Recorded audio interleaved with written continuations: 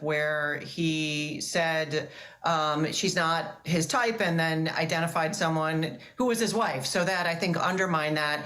And the comment, too, fortunately, for a million years, stars like me could assault women. That's a problem. But remember, she had two people who contemporaneously heard about this, and they both told the jury that she called them immediately. He didn't really mount a defense on them. This is an ABC News special report. I'm Diane Macedo. We're coming on the air with breaking news. Republican Congressman George Santos is now in custody after turning himself in on federal criminal charges. Unsealed court filings show he's facing 13 counts in total, stemming from wire fraud, money laundering, theft of public funds, and making false statements. The U.S. attorney on the case says in a statement, taken together, the allegations in the indictment charge Santos with relying on repeated dishonesty and deception to ascend to the halls of Congress and enrich himself. Senior investigative reporter Aaron Katersky is here with the details. Aaron, walk us through these charges and what they mean for Santos. Congressman Santos turned himself in just moments ago. He has now been placed under arrest at the federal courthouse in Central Islip on Long Island in the New York suburbs. And the criminal indictment outlines 3 distinct schemes that Santos allegedly used, as the U.S. Attorney Breon Peace says, to ascend to the halls of Congress. The indictment charges him with, at the height of the pandemic, taking unemployment benefits that were meant to help people who needed it during the COVID-19 pandemic and using it for himself. The indictment also charges him with recruiting donors for his campaign and using those campaign funds for his personal use. The money that was supposed to go for his election to Congress actually went into his personal piggy bank, according to federal prosecutors. And finally, the federal charges accuse Santos of making false statements to the House of Representatives about the source of his income, about money that he received coming in and going out. And so all told, they say that this is the height of deception by a sitting U.S. congressman who has now been placed under arrest. And I want to bring in our senior congressional correspondent, Rachel Scott, for more on the repercussions here. Rachel, Santos has been facing accusations for quite a while now. What does this mean for his future in Congress, for him now to be federally charged? Well, Diane, Congressman George Santos has been accused of fabricating almost every single detail of his life, from his resume to his background. And while he has been under scrutiny for those allegations, it is the focus of this investigation on the money, about how he possibly misused and illegally used his campaign finances that could land him in even more legal jeopardy here, where he could currently face up to 20 years in prison on the 13 counts that federal prosecutors are moving forward with. We know that Santos, for his part, has been defiant through it all. We have had the opportunity to press him multiple times about many of these allegations back on Capitol Hill in the halls of Congress. He has told me repeatedly that he will not step down, that he will not resign. It remains unclear how he will plead when he enters the courtroom in just a few hours, but we do know that he has launched his re-election campaign. One thing that is very notable here is that even if Santos is convicted, he could still continue as a member of Congress. It would take 2/3 of a majority vote in the House in order to remove him from office. And as we know right now, House Speaker Kevin McCarthy, even in the face of these charges, has stood beside Congressman Santos. He says that he's waiting to see how this all plays out in the courts, but you can certainly expect pressure to grow on the Republican congressman to step down and resign, Diane. And I want to go to Chief Washington correspondent Jonathan Karl for more. John, big picture, what's the impact here to have a congressman now federally charged? Well, first of all, these are serious charges. This is not a run-of-the-mill indictment. One that stands out to me, in addition to the campaign finance charges, the charges of effectively money laundering, are the allegations that he effectively stole money through the unemployment system, the extension of unemployment benefits during the pandemic, that he was getting these benefits, asserting each and every week that he was unemployed when he was actually drawing a salary at one point from his company in Florida and another point from his campaign. He was doing this while he was running for Congress. So these are serious charges. There'll be immense pressure on the Republican leadership. to do something about this. Santos has already been stripped of his committee assignments. The question is, will Congress act to do the vote that Rachel referred to, a vote to expel him from Congress? I would not think that that is off the table. Certainly, I believe that would happen if he were actually convicted of these charges, but I think there'll be pressure to do it even with this indictment. One big factor here, though, is the size of the Republican majority. One reason why Kevin McCarthy has stood by Santos through all of this so far, it's only a 5-seat Republican majority. Every seat really matters in this Congress. And in many ways, Kevin McCarthy can't afford to lose a single seat. But again, that said, these are extremely serious charges against Congressman Santos. They sure are, and I want to bring that point to our chief legal analyst, Dan Abrams. Dan, what are the potential consequences here for Santos and the legal ramifications in terms of a precedent? Yeah, I mean, look, he could be facing up to 20 years for each of the most serious charges here. And if you actually look at the indictment, you see what they've done is they've basically said that through wire fraud, counts 1 through 5, he's gone about getting the money in a fraudulent way, meaning getting people to go out there, claim it's for the campaign, then get that money, and then counts 6 to 8 are him transferring the money into his own personal account. Same thing you see for the unemployment. Count 9 is the getting the money, 10 and 11 is the transferring of it into his account. But a couple of big picture things to think about here. Number one is this is going to take time, right? From a political perspective, it's going to allow, if they so choose, Republicans to punt and to say, well, look, let's see what happens in this trial. Hey, these are just accusations at this point, which is true. These are just accusations at this point. And a trial could take 6 months from now. It could take a year from now. It could push us back to the point where George Santos is up for re-election again, and that as a result, as a political matter, the amount of time that it takes could allow them to postpone that decision. The second thing I would say about these charges, are what this isn't about. This isn't about George Santos lying about his resume. That's not what these charges are going to. This is about stealing money. And they're pretty clear here in part about what they were for, that Santos was using it to make personal purchases, including designer clothing. So they're trying to make the point that this isn't close, is what prosecutors are saying. This isn't ambiguous. This is money that he claimed was for his campaign that was used on things that in no way, shape, or form could have been used on his campaign.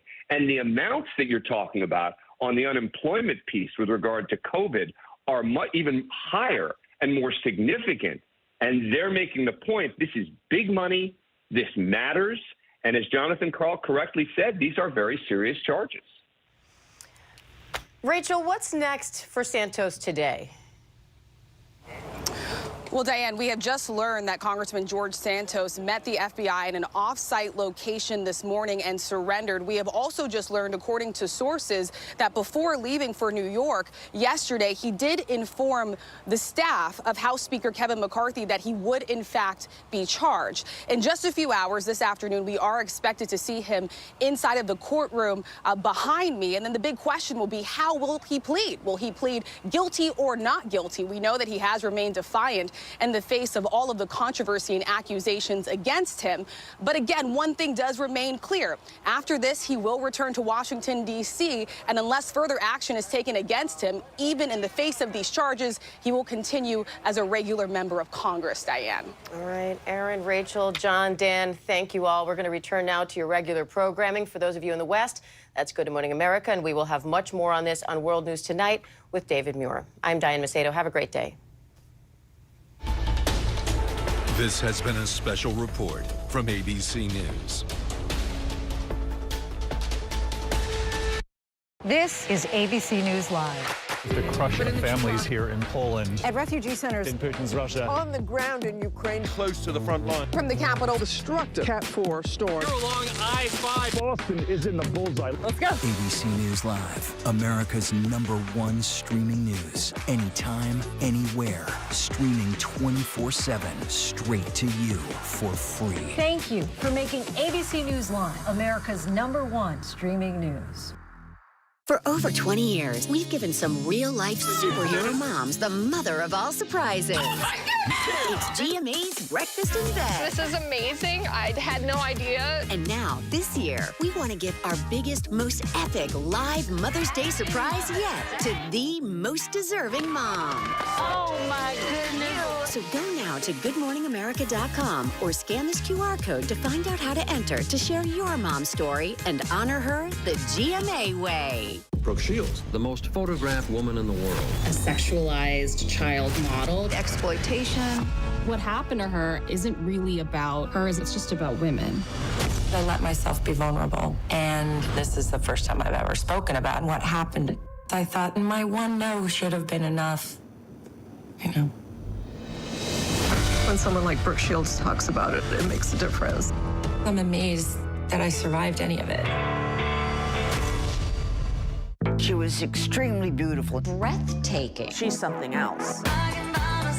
She was not easy for people, but apparently she was very worth it. If Elizabeth Taylor was coming of age today, she'd be somebody like Taylor Swift. Elizabeth Taylor is the first influencer. This is who I am. This is what I do. She liked guys. She liked sex. More power to her. I have a great passion. I can't do anything halfway. Superstar Elizabeth Taylor. Sunday night at 10, 9 Central on ABC. Almond Mom is a little bit bought into diet culture, but it tends to veer on the side of overdoing it. Had to hit spin class, you know, I had to earn this food. To be in a restrictive mode with food is almost like the worst joke ever. Food should not be good or bad. Every soul's body is important, no matter what size it is. Where body positivity has the potential to become detrimental is the, nah, girl, you're good. Impact by Nightline, now streaming on Hulu.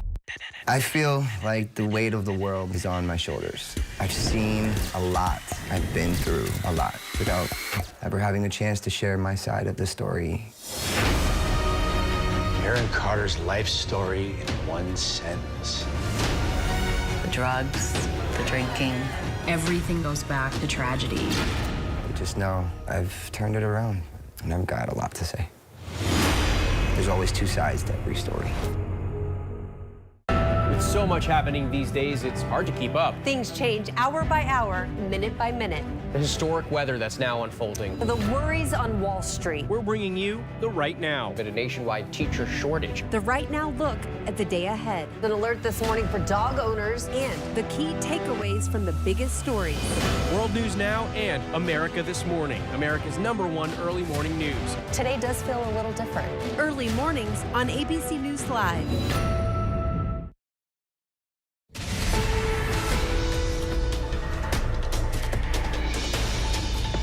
Welcome back to ABC News Live. We have breaking news. Republican Congressman George Santos is now in custody after turning himself in on federal criminal charges. Unsealed court filings show he's facing 13 counts in total, 7 counts of wire fraud, 3 counts of money laundering, 1 count of theft of public funds, 2 counts of making materially false statements to the House of Representatives. The U.S. attorney on the case says in a statement, taken together, the allegations in the indictment charge Santos with relying on repeated dishonesty and deception to ascend to the halls of Congress and enrich himself. I want to bring in our chief Washington correspondent, Jonathan Karl. John, how significant is this to have a sitting member of Congress now indicted on federal charges? It's significant in and of itself, but it's especially significant because of the seriousness of these charges.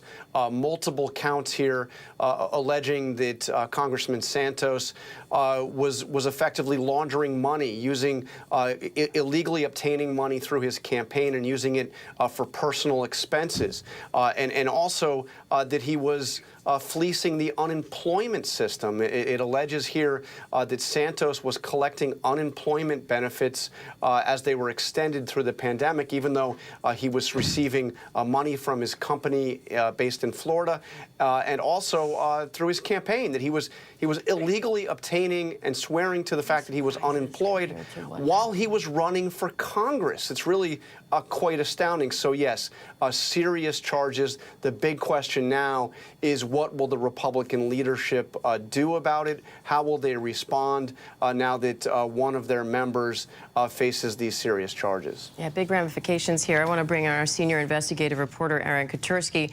Aaron, Santos had been facing accusations of lying in several areas for a while now. Any surprises in this indictment compared to what was kind of out there publicly? It's not the lying, it's the financial shenanigans that federal prosecutors say they've uncovered that really are at the core of this 13-count indictment. And what may be surprising is just how blatant it seems to be, the way the indictment lays it out. Federal prosecutors have accused Congressman Santos of engaging in a scheme to defraud supporters of his candidacy for the House and obtain money from them by fraudulently inducing supporters to contribute funds to a company that he set up. And the indictment says he did that under the false pretense that the money would be used to support his candidacy, when in fact Santos actually spent thousands of dollars of the solicited funds on personal expenses, including luxury designer clothing and credit card payments. So he's telling his supporters, support my candidacy. He's using the money to pay personal expenses, and the indictment includes emails and text messages that Santos sent soliciting these funds. So it's money received, and the charges also include how he spent the money going out. I want to bring in senior reporter Catherine Falders for more on that. Catherine, what are the potential ramifications here for Santos? Yeah, it's a good question. And members up here, Republican members, some of them have been calling on him to resign. Most, in some cases, have said that this is just a distraction politically, that they still have to be talking about this. But in terms of Santos continuing to serve in Congress, if he's convicted, he can continue to serve. There's conversations around whether he would be forced to resign, whether he would have to resign. In order for that to happen up here, that requires a 2/3 vote of the majority of the House for him to be removed. Look, we've tried to ask Speaker McCarthy about this. He was asked about this last night. He said that he hadn't seen the counts at that point, so he dodged the questions a bit here. But Kevin McCarthy has said that if Santos is found guilty, that's when he would make a decision on whether to comment on whether he should be called on to resign. But still, we haven't heard from any Republicans so far after this 13-count indictment has been unsealed. It'll be interesting to see whether they change their tune, Diane, up here after reading over these charges. John, I'm reading through what the U.S. attorney on this case said in this statement, and one of the quotes here is, he used political contributions to line his pockets, unlawfully applied for unemployment benefits that should have gone to New Yorkers who had lost their jobs due to the pandemic, and lied to the House of Representatives. Beyond the legal ramifications here, what are the political ones? Well, it's quite a rap sheet. As Catherine mentioned, the process for removing a member of Congress who doesn't voluntarily resign is expulsion, a vote of expulsion, which requires a 2/3 majority. It's only happened 5 times in the history of the U.S. House of Representatives, and 3 of those who were expelled because they were fighting with the Confederacy during the Civil War. So it's not something that has happened frequently, but I did cover one of the 5 cases, and that was the case of James Traficant, a member of Congress from Ohio who was convicted of bribery and tax fraud and various other charges back in 2002. He was expelled, but not until he was convicted. But once he was convicted, the expulsion happened quickly. In fact, the vote was 420 to 1. So I suspect what Kevin McCarthy will do here will be to say that Santos deserves a right to defend himself, to be presumed innocent, and that they will not act immediately to expel him. Keep in mind, he's already been stripped of his committee assignments, so he's effectively a member of Congress who can only vote on the floor. That's only one aspect of being a member of Congress. So he's already been stripped of his committee assignments. But you know, these charges, it really isn't a question. If he were to be convicted of this, to me, it's impossible to think that he wouldn't be expelled from the Congress. Go to our senior congressional correspondent, Rachel Scott, on that point. Rachel, the House Republicans have a razor-thin majority right now. So what are the ramifications here for the party? There are huge ramifications here, Diane. I mean, and this is something that obviously House Speaker Kevin McCarthy has a keen eye on, this razor-thin majority where he really can't afford to lose a single vote. Just look at some of the last legislation that was passed in the House by Republicans here. Their effort to raise the debt ceiling, that big bill that was passed just days ago. Santos was actually the deciding vote on that. House Speaker Kevin McCarthy really only passed that bill within a one-vote margin, and Santos voted last in that vote. And so this is obviously something that Speaker McCarthy is keenly aware of, as is Republican leadership. And so he has maintained this stance that he will not come out and call on him to resign or take any further action against him unless Santos is found guilty and convicted of a lot of these charges that we are seeing unfold. But the pressure on House Speaker Kevin McCarthy will be enormous at this point, as well as other members of Congress. We have seen Democrats and Republicans come together united in their rebuke of Congressman George Santos, saying that he deceived voters to get to the halls of Congress, calling him a stain on the House of Representatives. So now the ball is back in House Speaker Kevin McCarthy's court. It'll be interesting to see what he has to say now that this indictment has actually been unsealed, now that we are learning more about the charges that he is facing. But our guess here is that he will maintain this position here that he has been, that he will not move to call on him to resign or step down until we know more about whether or not he is convicted of these charges. But as of now, Congressman George Santos has already recused himself of his committee assignments. That was a lot of discussion just a few weeks ago about whether or not he'd be stripped of his committee assignments, facing all of these accusations. Santos made the decision to remove himself. At this point, I don't think Congressman Santos is going to step down himself. He's already launched his re-election campaign, Diane.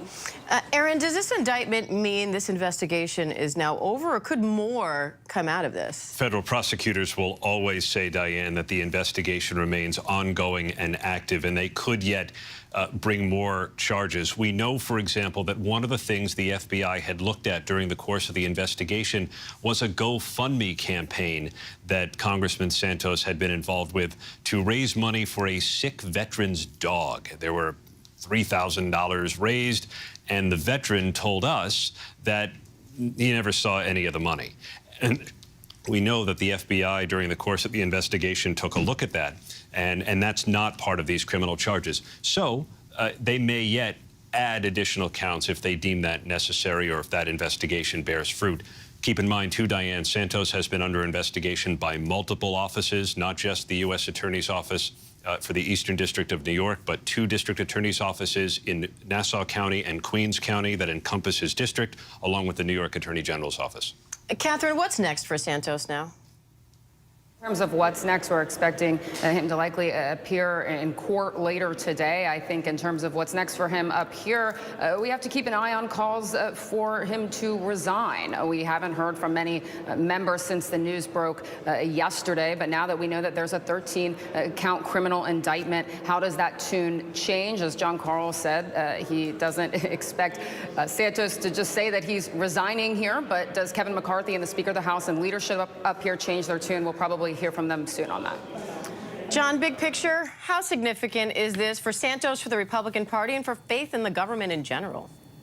Well, you know, it's not the first time we've seen a member of Congress or a prominent politician accused of base crimes, of profiting off their position, of stealing money. But each one does serve to further erode trust, whatever trust there is in Congress at this point. For the Republicans, it's you know, it puts them in a position of trying to figure out whether or not to condemn him, how harshly to condemn him, whether or not to call on him to resign. And all of that plays out against the backdrop of a Congress that is about as narrowly divided as as we have seen in our lifetimes. The Republicans have a mere 5-seat majority.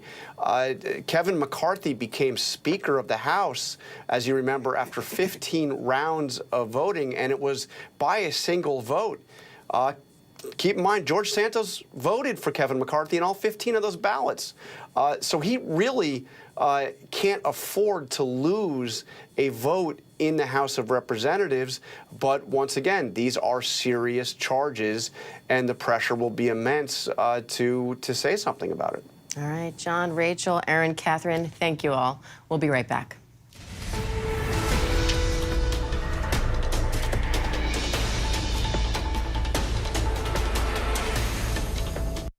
Tonight, keeping an eye on the debt ceiling impasse that could cripple the economy and your monthly budget. Plus, the end of Title 42. What's next? More Americans turn to the most watched program on television, World News Tonight with David Muir.